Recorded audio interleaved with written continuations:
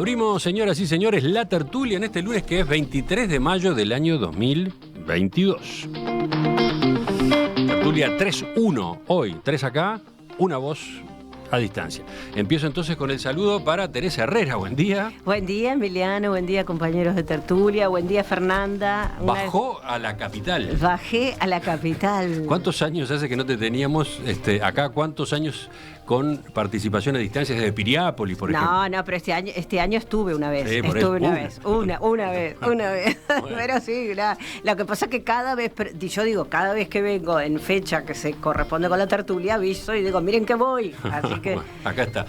Martín, bueno, buen día. Buen día, Emiliano. Para mí es la primera vez que estamos con Teresa. Claro. Juntos. Bien. Ah, cierto, hemos estado virtualmente, Siempre Muchísimas veces, pero virtualmente. Ahí está. Está acá Gabriel Mazarovich, buen día. No Muy puedo buenos días. decir lo mismo. No, nos encontramos muchas veces con Teresa, pero hacía mucho tiempo, desde la pandemia que no estábamos juntos. Exactamente. Y el último saludo es para Fernanda Sfeir. ¿Dónde estás? ¿Estás en San José o en Montevideo? Yo no puedo creer que fue Teresa y yo no fui. Yo, Feri, estaba pensando que te iba a poder dar un abrazo, ¿te das cuenta? Y bueno. No puedo creer, si me avisaban. No, tengo problema de tiempos, en esto de que no se puede estar en dos lugares al mismo tiempo. Bueno, los Zooms a veces te permiten que Claro, sí. salís corriendo, como hace nuestro amigo Miguel, de un lugar al otro y en plena tertulia.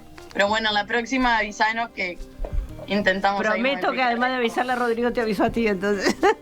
Claro, Bueno. claro. Tenemos un par de temas por lo menos para hoy. Vamos al primero.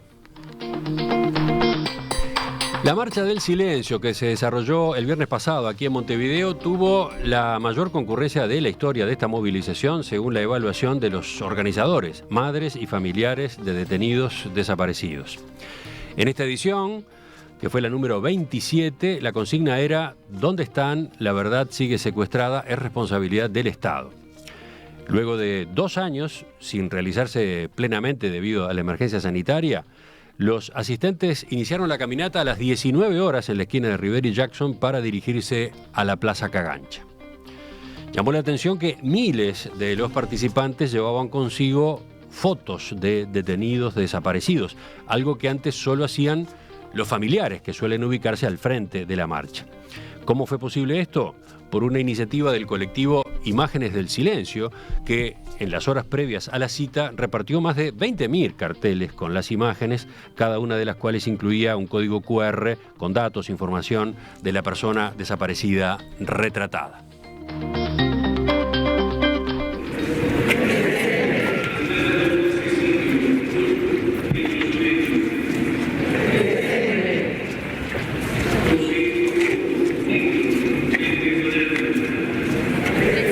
Sobre las 20 horas la marcha llegó a la Intendencia de Montevideo. Allí, por medio de un altavoz, como es tradicional, se fue mencionando los nombres de cada uno de los desaparecidos y al escucharlos la multitud respondía gritando también, según la tradición, presente. Media hora después, la cabeza de la multitud llegó a Plaza Cagancha, donde se entonó el himno nacional, con los participantes poniendo énfasis en la estrofa Tiranos, temblad.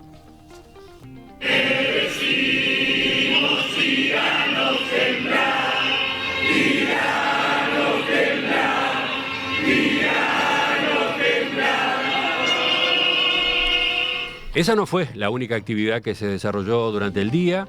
Además, fueron intervenidos varios lugares de la capital y de ciudades del interior, como canteros, murales y balcones particulares que lucieron fotos de los desaparecidos y también la margarita que identifica a la Organización de Madres y Familiares. En la noche hubo marchas del silencio en 35 ciudades y pueblos del interior del país. Bueno, todos ustedes coincidían en que este era un tema obligado en la tertulia de hoy. ¿Quién empieza? A ver, Teresa. Bueno, yo primero quiero decir que en Piriápolis olvidé mandar las fotos, hubiera mandado las fotos. Hoy te oía temprano, Emiliano, que estabas diciendo que mandaban fotos del interior. Sí, porque los oyentes fueron mandando sí, fotos de distintos lugares. Después mando en todo caso, en Piriápolis, yo no pude concurrir porque estaba muy resfriada, ahora estoy mejor, pero bueno, planté mi margarita en mi jardín y en la rotonda de Piriápolis, que todos conocemos, de la Rambla que va hacia el puerto, estaban todas las margaritas plantadas por mis compañeras de feminismo comunitario. Además la marcha fue grande, importante, digo, con mucho respeto, además por parte de todo el mundo. Y bueno, y a mí me parece muy importante eso de que, ahora claro, estoy totalmente consustanciada con vivir en el interior, pero me parece muy importante que estos eventos dejen de ser solamente montevideanos. Me parece muy importante cómo se va como desparramando la conciencia en cada uno de los lugares del interior también. No quiero decir que no la hubiera antes, pero así como en Montevideo la marcha cada vez es más grande, también en el interior cada vez se unen más localidades a la marcha y cada vez la gente hace más cosas y se toma, porque hasta la propia preparación de la marcha, es decir, las margaritas que se usaron en Piriápolis se hicieron en Piriápolis, con maderas de Piriápolis, se pintaron, se cortaron, ¿no? Digo, decir, como... y eso lo hizo gente de todas las edades, y eso también me parece muy importante, porque y bueno, y la gurizada además preguntando y consultando, esto ya había pasado el año pasado también, cómo yo creo que yo hoy lo decía la familiar que se entrevistó, ¿no? Pero la importancia y la necesidad de que esto, las propias generaciones vayan descubriendo qué significó y cómo fue, porque claro, hay gente que no lo vivió, ni supo cómo era, y necesitamos como sociedad tener bien claro que hay gente que está viviendo todavía y que tendría que hablar.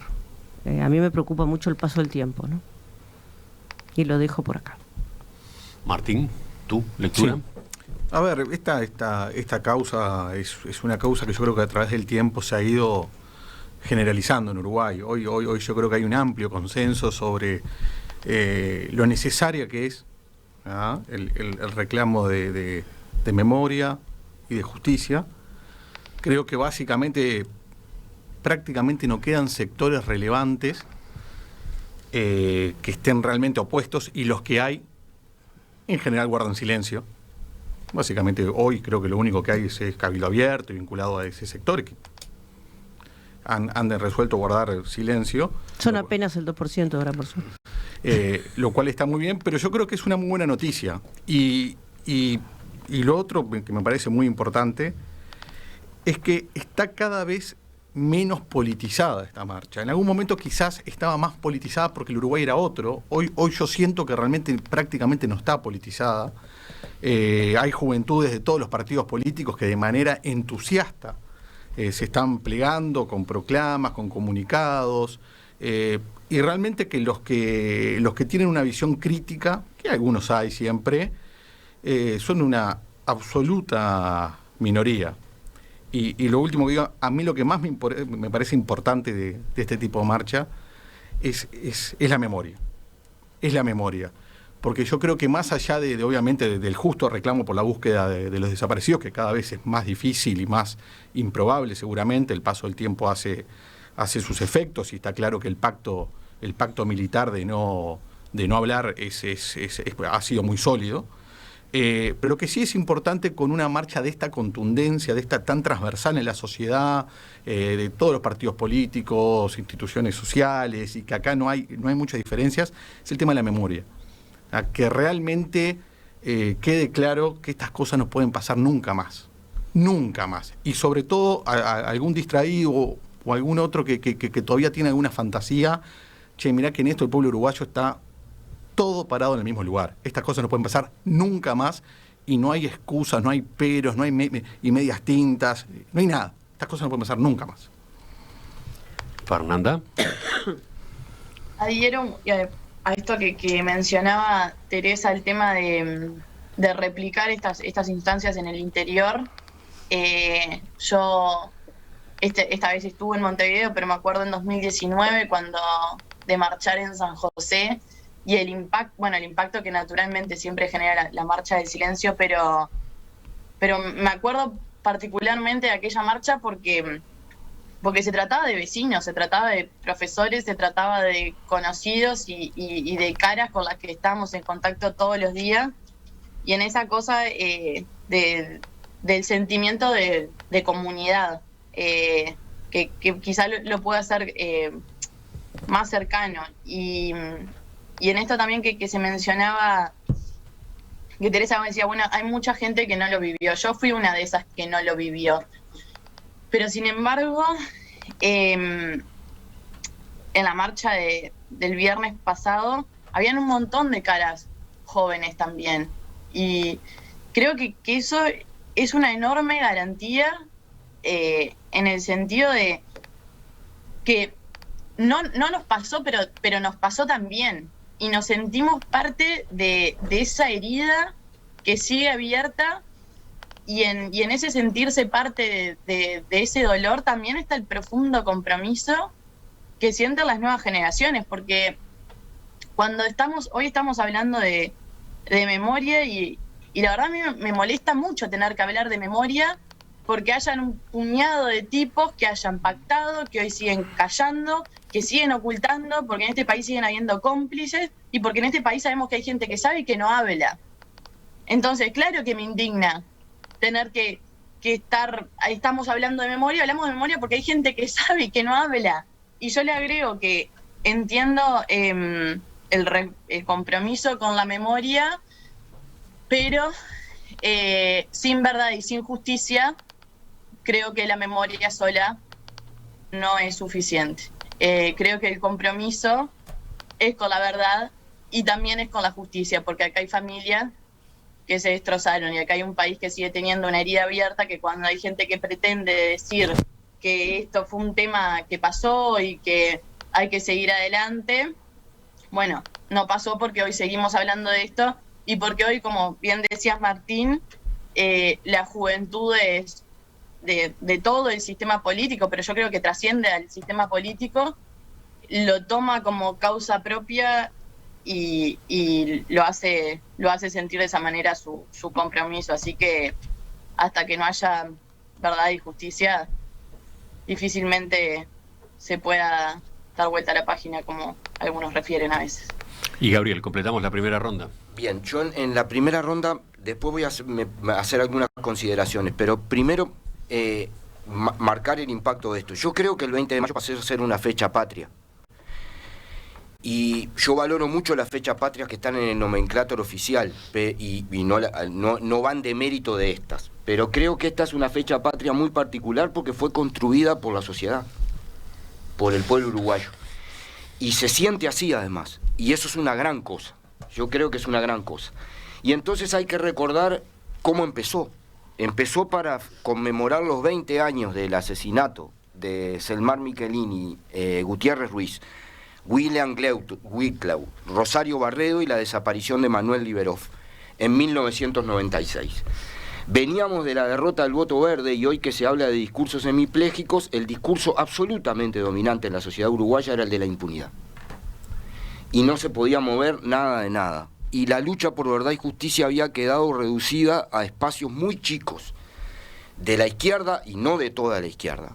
Del movimiento social, particularmente del movimiento sindical, y no había manera. La primer marcha fue una marcha de 1 o 2 cuadras, porque la familia Michelini decide invitar, y la familia Gutiérrez Ruiz, deciden invitar a madres y familiares a la conmemoración y decir que no fuera solo por ellos, sino que se incorporara.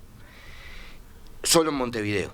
Entonces, creo que si miramos 25 años, yo he marchado los 25 años, salvo cuando no estaba en el país, el cambio ha sido sustancial y para bien, O sea, yo discrepo con Martín, pero discrepo bien, creo que él va a estar de acuerdo conmigo.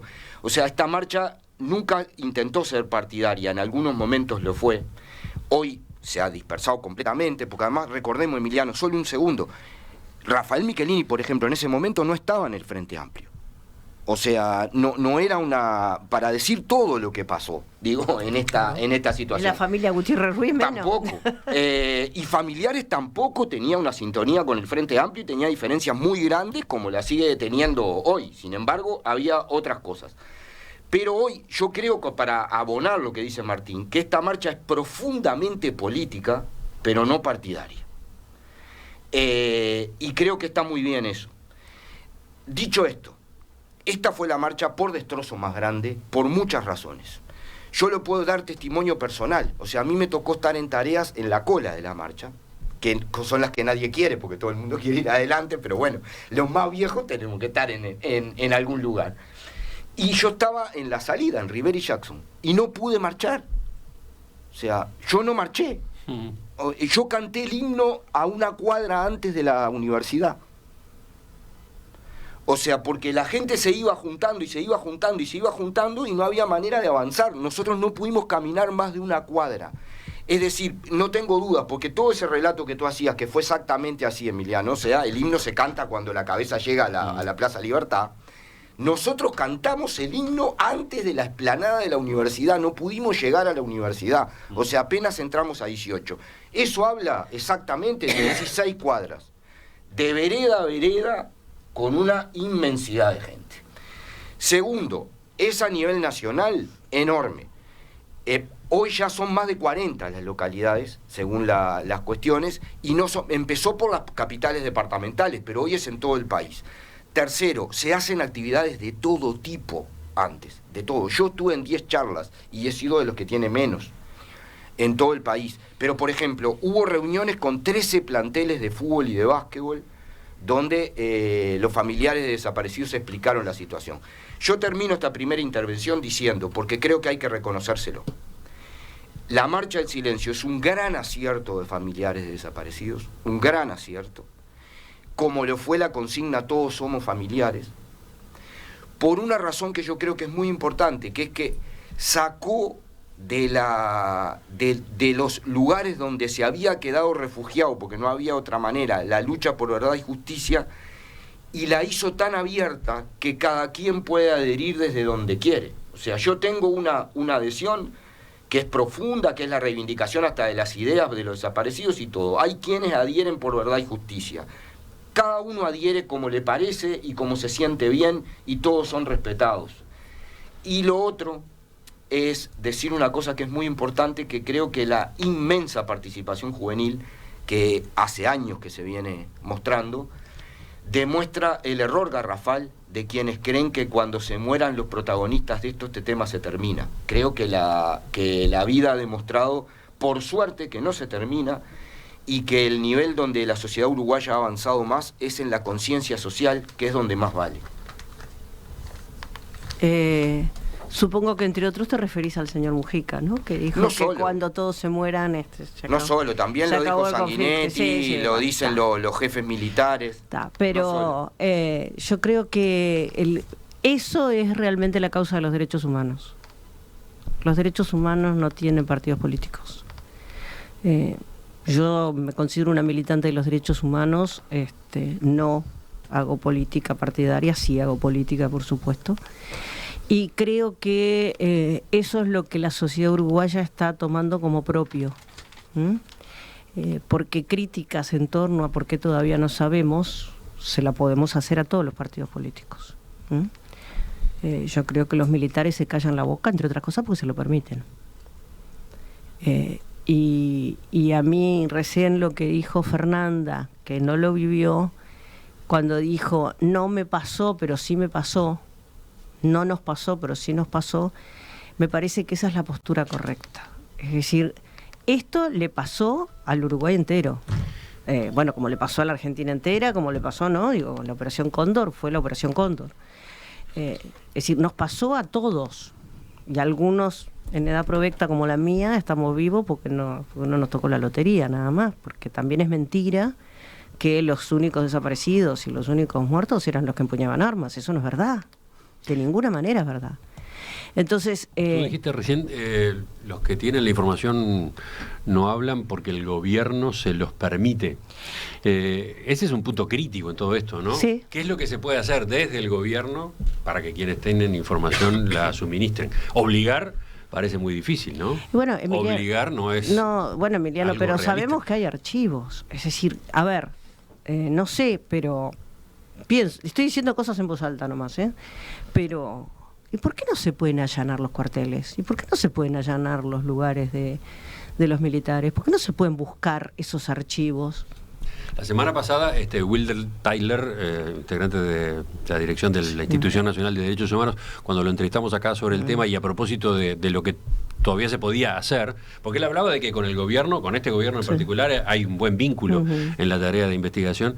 Decía, bueno, algo que todavía se puede hacer es que haya un mensaje claro del ministro de Defensa Nacional o del propio presidente de la República, señalando a los que integran las Fuerzas Armadas, a quienes, por ejemplo, ocuparon posiciones como soldados, no como oficiales necesariamente, como soldados en la época de aquellos hechos, a que den información, exhortando a dar información. Decía, ese mensaje sería útil, ese mensaje serviría y no está, hasta ahora no está. Quizás no ha estado en los gobiernos anteriores tampoco, ¿no? Un mensaje de ese tipo, así, obviamente no es la obligación de, pero es, señalaba él, la exhortación a. ¿No? Bueno, además digo, las Fuerzas Armadas están sujetas a jerarquía. El Poder Ejecutivo se supone, quien comanda las Fuerzas Armadas. Digo, estamos en un país democrático. Martín, ¿tú qué decís? No. Martín, dice así, pero a ver, a veces te agregué para decir Gregorio y no decimos Gregorio, al revés. Entonces, no, todo lo contrario, digo Gregorio. Sí, y sí. las Fuerzas Armadas seguramente no les interesa. No, Viene claro. presidente de la República, cualquiera del Frente Amplio, la cual dice, ustedes deben decir, contar, y seguramente muchos integrantes de las Fuerzas Armadas, retirados, saben y no cuentan. No les importa que estén sometidos a jerarquía, no les importa por ejecutivo, no les importan los familiares, no les importan los muertos, no les interesa, no lo van a hacer. Claro. Es un dato de la realidad. Lo decir, bueno, si hay archivos, o sea, en todo caso la búsqueda tiene que ir por otro lado. Pero yo por eso ponía un poco el foco en la memoria y no tanto en la justicia. Yo creo que en la justicia durante los gobiernos del Frente se avanzó mucho, hay un montón de militares presos. Realmente me cuesta, por el paso del tiempo, el fallecimiento de gran parte de los involucrados, tanto sea subalternos o no subalternos, o sea, han pasado muchísimos años. Entonces llega un momento que la búsqueda de justicia efectiva es muy difícil. Pero se supone que hay archivos, por lo menos hay un agujero entre los archivos que no aparecen, ¿no? Ahí yo soy, por lo menos yo creo lo que muchos han dicho, muchos militares. O sea, había muchas de estas cosas que no se quedan archivadas, o sea, de que no se registra. Cuando estás haciendo una barbarie, porque convengamos que los culpables de estas cosas, en su momento, amparados en un marco teórico de justificación, sabían que estaban haciendo una barbarie. Y cuando tú haces una barbarie, no lo dejas documentado. O sea, eso es bastante... y yo creo que debe ser muy complejo. O sea, la búsqueda de esa verdad, y por eso ha costado tanto. ¿Qué decías, Gabriel? Yo, dos cosas. Una, primero, yo creo que ahí entra la consideración, por eso digo, una cosa es el 20 de mayo, la memoria, la amplitud enorme que tiene, y la otra es la consideración. Yo creo que acá vivimos una dictadura fascista, no solo militar, y no solo saben los militares, también hay civiles que saben que fueron parte de la actuación. Creo que hubo avances, y que se pusieron todas las trabas para que no se avanzara. Por ejemplo, en mi caso me tocó ser como militante y como periodista investigador de esto. La investigación para encontrar a Macarena Gelman no solo no contó con la ayuda del Estado, fue contra el Estado. Digo, a nosotros nos investigaron, nos siguieron, nos amenazaron de muerte a mi hijo para que no encontráramos a Macarena Gelman. Durante el gobierno de Julio María Sanguinetti, donde Silveira era asesor del Estado Mayor del Ejército y Medina, que era el otro el asesino, era el secretario del senador Millor en el Parlamento. Que Millor era consejero de Estado, ¿no? Y sabía quién era Medina. Entonces, hubo una política de Estado de impunidad, que no es solo en Uruguay. Yo vengo de Guatemala. Guatemala tiene 250.000 muertos y 50.000 desaparecidos, entre ellos 5.000 niños. Aún hoy se encuentran fosas comunes, con 40, 400 cadáveres, como encontraron en un destacamento militar la otra vez, que decían que no podía estar. Acaba de estar un caso, el caso Sepursarco, de unas mujeres de las comunidades indígenas que las tuvieron secuestradas 12 años como esclavos sexuales en un destacamento militar, y recién ahora se pudo probar esa situación. Entonces, hay una cosa de impunidad. Y además hay que recordar, Jorge Valle convocó la Comisión para la Verdad, que fue la primer movida completamente distinta a todo. Mintieron descaradamente, aunque se les dio el anonimato, ni siquiera iban a ser juzgados, mintieron en todo, dijeron que los habían quemado, que los habían tirado, dijeron que Julio Castro murió porque le habían sacado los medicamentos, cuando después, cuando se lo encontró con un tiro en la cabeza. Luego Tabaré Vázquez le pidió un informe. Mintieron otra vez. Descaradamente, ¿no? Cuando lo de Hellman, Líber Seregni intentó hacer un contacto con algunos para que hablaran y le dijeron primero que la niña no había nacido y después que había nacido muerta. Los que habían matado a la mamá. Entonces, lo que digo es que hay una cuestión de... Y, por ejemplo, el comandante, lo discutimos acá en la tertulia, yo me acordaba ahora, y termino, Emiliano, para recordar toda la historia. Aguirre, comandante del ejército, cuando aparece Julio Castro, hace una conferencia de prensa, la única en la historia que yo recuerdo, y da la orden de hablar. Y dice... Nadie puede, el ejército no esconde criminales, no es una máquina de matar, yo doy la orden de hablar. ¿Qué le costó? Que lo echaran del centro militar y que casi que fuera un paria de la cuestión militar. Entonces hubo intentos de todo tipo y yo creo que lo más importante es que esa masa, eso que hoy dice Martín, de que hay un consenso social construido a partir de la lucha contra la impunidad, de que esto no debe pasar más, es una manera muy importante. Y coincido con Teresa, hay que esforzarse por todos los lados que se pueda y condenar el silencio y decir que el silencio no es valentía, es cobardía. Y termino con una cosa, Emiliano.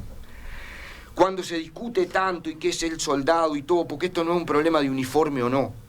Yo no tengo nada contra los uniformados. Tengo contra los fascistas uniformados y sin uniforme. Pero lo que digo es que esta es una lucha profundamente artiguista. Porque ahora hay algunos que en el discurso dicen que la lucha contra la impunidad y los derechos humanos es una cosa foránea de ONG que no tiene que ver con la tradición nacional. Yo traje una frase de Artigas escrita para leer hoy. 1811, Salto Chico. Porque hay otras del despotismo militar muy conocido, pero esta es sobre la impunidad de Artigas. He dado las mayores pruebas de mi odio al crimen y jamás me perdonaría dejar impunes esas atrocidades si fueran cometidas por los que se hallan a mis órdenes. Entonces yo digo, queremos hablar de Fuerzas Armadas artiguistas, estamos de acuerdo. Esto es las Fuerzas Armadas artiguistas, no los cuentos que nos hacen. Fernanda. Sí, cuando se habla de primero qué buena cita, Gabriel. Te la voy a robar a ti y a Artigas. Salto chico. Muy bien, me encantó. No, cuando hablamos de archivos, ¿no? Y de responsabilidad de los gobiernos que yo comparto, pero también acá existieron pactos. Acá existieron pactos de silencio, acá hay civiles que saben y no hablan. Acá hay cosas que trascienden al acceso a los archivos, que, ojo, estoy de acuerdo, no estoy diciendo que no sea importante el acceso a los archivos, claro que sí. Pero acá hay silencio acordado de civiles, hay silencio acordado de actores políticos. Es mucho más grande que las Fuerzas Armadas, es muchísimo más grande. Entonces, ojalá tuviera la receta mágica para saber cómo hacer que hablen, pero también eso, tener la conciencia y tener la historia clara de lo que pasó. Saber quiénes son cómplices, porque cómplices son todos los que saben algo y callan. Cómplices no son solo los que estuvieron al lado en las torturas. Cómplices son los que saben que son responsables y no están hablando. Entonces, yo creo que con el paso del tiempo, más allá de los que creen que esto se va a terminar cuando se mueran todos, eso es una mentira gigante, porque yo creo que al revés, lo que puede llegar a pasar es saber un poco más de verdad cuando estos cómplices, que reitero, son cómplices, mueran y quizá a alguno le quede algún gramo de dignidad y con esos cómplices muertos puedan llegar a decir y a darnos un poquito más de verdad. Quizá la justicia como la conocemos no se concrete, pero creo que sí vamos a estar más cerca de la verdad. Reitero, acá no hay solo responsables militares, acá hay responsables civiles. Y que estoy segura que muchos de nosotros manejamos y los vemos en algunos lugares o lo supimos ver en algunas planas. Por eso es mucho más complicado de lo que hablamos. No es solo el acceso a archivos. Si no accedemos a archivos es porque hay pacto. Y yo quiero saber qué se acordaron en esos pactos. Lo que ustedes han estado comentando, bueno, aparece reflejado en buena parte de los mensajes de los oyentes, pero no en todos, ¿eh? Lo marqué más temprano, están las otras posturas y elijo un par de ejemplos en este momento. Albérico dice, lo del viernes pasado no fue una marcha por desaparecidos, fue una marcha político-partidaria de la oposición. O después está el mensaje de Ignacio que dice, una mesa totalmente desequilibrada, lamentablemente sucede cada vez más seguido. También sería bueno mencionar, al menos de pasada, la memoria hacia las atrocidades cometidas por el otro bando que tímidamente empiezan a aparecer. Son dos ejemplos nada más. Martín. A ver.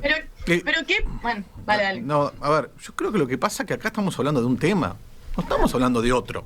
Si estuviéramos hablando de otras atrocidades, de los Tupamaros, hablaríamos de eso, pero no estamos hablando de eso. Estamos hablando de terrorismo de Estado. Estamos hablando exactamente de terrorismo de Estado y yo entiendo que hay gente. Yo noto dos tipos de personas que están muy afligidas. Unas que yo no los condeno del punto de vista... Hay gente que es hija de su época, ¿tá? Que le vendieron un montón de cuentos, se los creyó, y hoy, veterana, grande, reflexionar profundamente y decir, sí, la verdad que me comí la pastilla durante 30 años de mi vida, los hace sentir mal.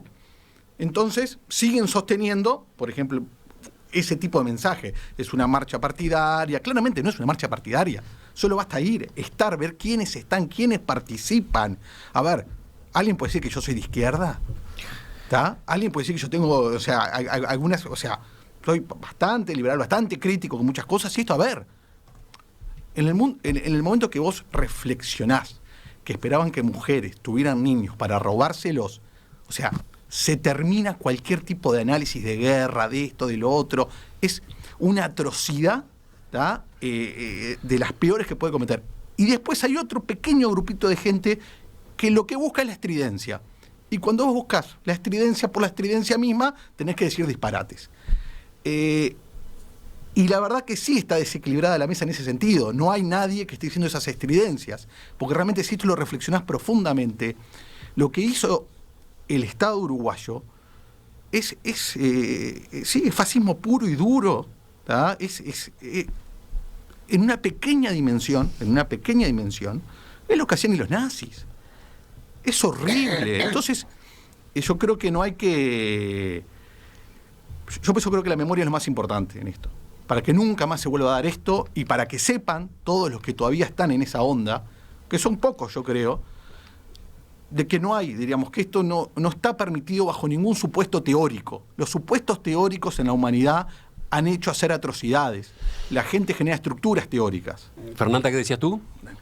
No, y que por suerte la mesa está desequilibrada, porque una cosa es compartir con compañeros que piensen distinto. Ahora, otra cosa es compartir con compañeros que defiendan dictaduras y totalitarios, y abusos y tortura. Y cuando se habla que esto es político partidario, al oyente le digo que yo soy blanca, pero como nos gusta decir a nosotros, blanca como hueso de bagual, blanca como recontra hueso de bagual. Y yo soy del partido de Wilson Ferreira. Yo entré a militar este partido por Wilson Ferreira. Soy del partido del Toba. Soy del partido de Cecilia Fontana. Entonces, soy del partido que fue gran parte de la resistencia en contra de la dictadura. Entonces, ¿qué política partidaria estamos hablando? ¿Cómo yo no voy a ser parte de esa marcha? Cuando soy parte de un partido histórico que resistió y combatió a la dictadura y que va a combatir cualquier tipo de totalitarismo que exista en este país. Claro que vamos a estar. No hay que mezclarlos tanto. Celebro no estar compartiendo con compañeros que defiendan dictadores. Bien, yo creo que los que polemizan con el 20 de mayo polemizan con una caricatura de lo que el 20 de mayo es. Y los invitaría de verdad a ir porque creo que es un ámbito de ciudadano, de compromiso contra las dictaduras, por verdad y justicia, contra el terrorismo de Estado y de conciencia social muy importante, construido. No solo no es partidario. A ver, yo me conversé, además de Fernanda, de Martín, conversé el 20 de mayo con otro tertuliano de acá, Santiago Gutiérrez, que es del directorio del Partido Nacional. O sea, ¿qué marcha opositora? Y estaba en la marcha y estaba súper emocionado, ¿no? con lo que estaba viviendo. Terminamos el 20 de mayo, te lo mandamos, Emiliano, esa noche, era tarde, pero te lo mandamos, con Leonardo Costa. Yo tengo la foto acá, porque además justamente nos juntamos, yo estaba en el Parque Rodó, porque no había boliche abierto de que no estuviera lleno después de esta magnitud, ¿no? Obviamente. Y él fue especialmente hasta el Parque Rodó porque quería estar conmigo el 20 de mayo a conversar de la emoción, y estamos con la foto acá, de verdad, o sea, de verdad. Yo entiendo las diferencias, entiendo que tengamos todo, entiendo que yo tengo para decir cosas de que hizo el Frente Amplio y que no hicieron los partidos tradicionales, otros tendrán para decirme a mí Exacto. de otras cosas. No es el momento para el Todo, cortapisas, hay muchas todo lo cosas que para quieran. decir de todos. Todos pero no es el tenemos para momento. cobrarnos cosas y cada uno cree que tiene la razón y la verdad. Lo maravilloso del 20 de mayo es que nos junta a todos. Exacto. Que parecía que era una cosa imposible. No había manera de pensar que podía haber una marcha por verdad y justicia. Esto que dice Fernanda hoy, y que decía Santiago, y termino, Emiliano, pero no es menor, lo hemos hablado años acá. No era normal que los blancos dijeran, yo soy blanco y voy. Y eso es mérito de los compañeros del Partido Nacional que van y también de los que hicimos la marcha para abrir la cancha y hacerlos sentir que pueden ir siendo blancos y sin dejar de serlo, o colorados. Entonces, a mí me parece que se están equivocando en no medir la profundidad democrática enorme que tiene el 20 de mayo. Enorme. Total coincidencia, y lo que dije hoy al principio, la causa de los derechos humanos no tiene política partidaria. Los derechos humanos son parteagua en todas partes del mundo, incluido Uruguay. Mira, chiquito, Sí. estoy seguro que alguien me va a decir por WhatsApp, pero ¿por qué no le dijiste esto a Gabriel de esto, de aquello? Porque no es el momento. Claro. Todos tienen Claro, pecados claro. y en este momento no hay que poner ningún cortapisa, estamos hablando de una sola cosa y hay que condenarla. Después se condenarán otras cosas también, pero ahora estamos hablando de esto. Seguimos en la tertulia de este lunes, sí, cambiamos de tema dentro de unos minutos.